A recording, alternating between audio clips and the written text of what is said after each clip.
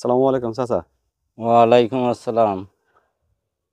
চাচা, আপনার টমেটো চাষ নিয়ে আপনারা কত বছর ধরে অভিজ্ঞতা এটা আপনার? এটা আমার অভিজ্ঞতা হলো 6 বছর। জি, এবছর কত শতক জমিতে টমেটো চাষ করেছেন? 33 শতক। টমেটো চাষটা অন্য ফসলের ভিতরে কেমন লাভজনক? এটা অন্য ফসল ছাড়া দ্বিগুণ লাভ, যদি তমন আল্লাহ দিয়ে যায়। জি, যখন টমেটো চাষ শুরু করে একটা মানুষ তখন তার কি হিসাব করতে হয় প্রথম?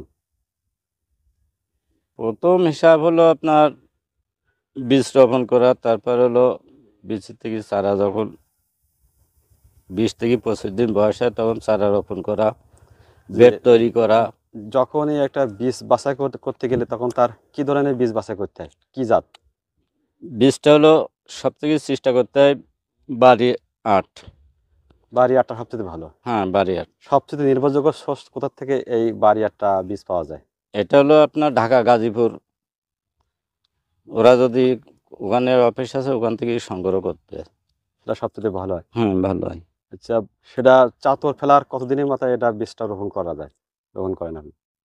বীজটা চাতরে ফেলানোর 25 দিন থেকে 28 দিনের ভিতরে রোপণ করতে পারলে সবচেয়ে ভালো হয়, খেতে রোপণ করতে হলে। ওখান থেকে আর কতদিনের পরে এটা ফলন হয় এটা? ওখান থেকে চারা রোপণ করার 25 থেকে 26, 27 ভিতরে আপনার গাছে ফল দেখা যায়। জি, তার আগে এই যে আপনারা যে কোন ধরনের মাটিতে এই টমেটোটা খুব ভালো হয়?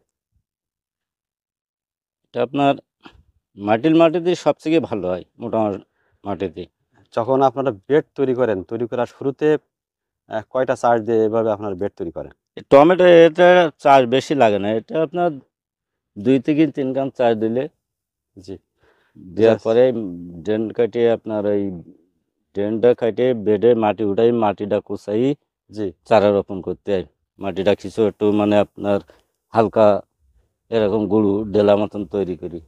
আচ্ছা, ওই চারা রোপণ করার আগে কোনো সার প্রয়োগ করেন কিনা? হ্যাঁ, চারা রোপণ করার আগে চার চার থেকে 2 থেকে 3 দিন আগে আপনার ফসফেট কিংবা পটাশ, তারপর জৈব, তারপরে হলো আপনার ওই যে বোরন আছে, শিকড় প্লাস আছে, তারপরে আপনার ওই যে দানা আছে, ওই যে বাসডিম মানে যা জি, বলে, বীজ দানা হলো ইয়ে। মানে উপযুক্তভাবে দেওয়ার পরে হুম, চারা রোপণ করেন। চারা রোপণ করে।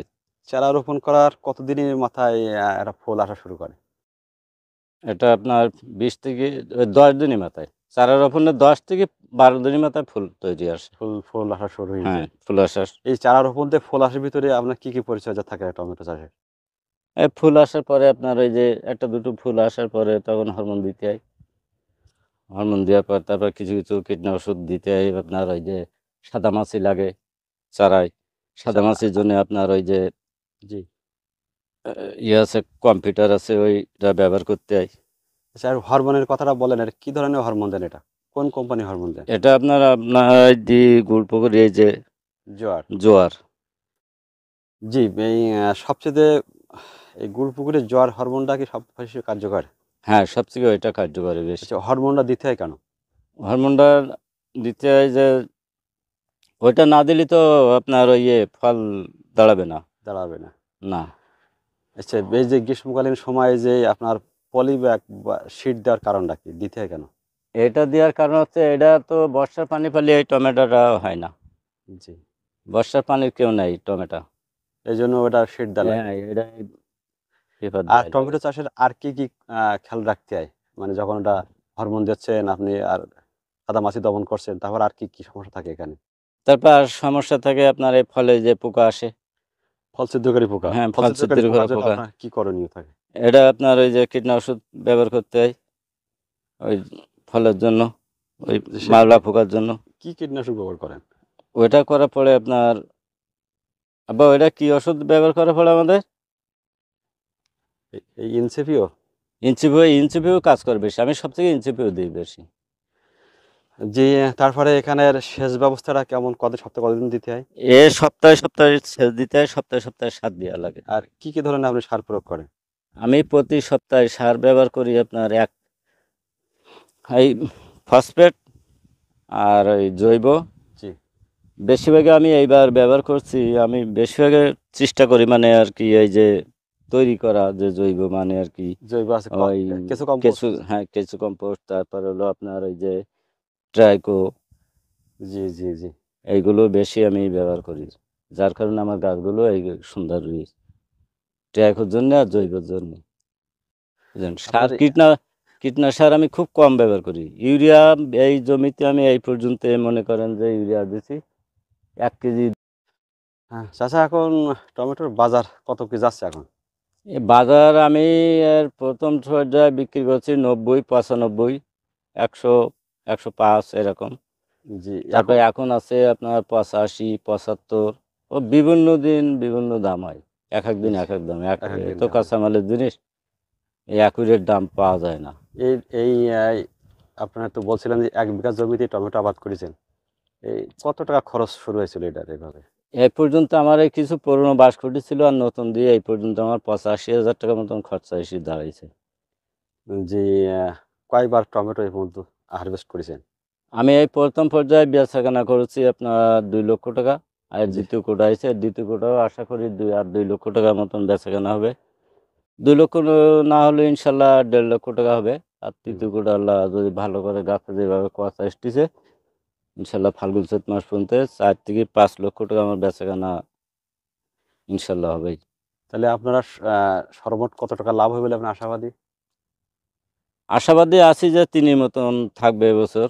আমার ফলটা আমার একটা আশা ছিল যে 6 থেকে 7 লক্ষ টাকা বেচাকেনা হবে, 4-5 লক্ষ টাকা জি লাভাংশ দেওয়া হবে। কিন্তু আমার ফলটা ফোর এসে গেছে বলে আমার লাভাংশটা একটু কম হচ্ছে। ফলটা যদি বাড়িয়ে 8 থাকতো, জি।